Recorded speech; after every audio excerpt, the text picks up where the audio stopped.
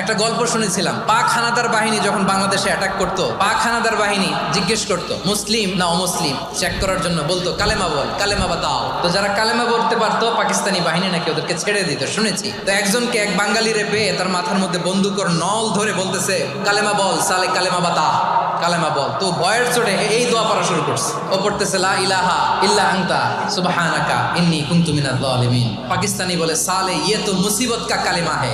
বাঙালি কয় হাম তো ভি মুসিবত মে হ্যাঁ। পাকিস্তানি বলে বেটা কোন দোয়া বললি, এটা তো মুসিবতের কালেমা। কয় আমিও তো মুসিবতে আছি, আমার মাথার মধ্যে বন্দুক ধরে তুমি আমার কালেমা জিজ্ঞেস করো, এখন কোনটা কালিমা আর কোনটা কি দোয়া আমার হুঁশ আছে নাকি?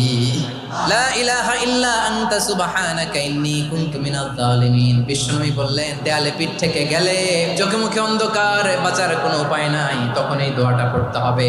এই দোয়া পড়ে আল্লাহর কাছে ফরিয়াদ করলে বিপদ মুক্ত করবেন কে?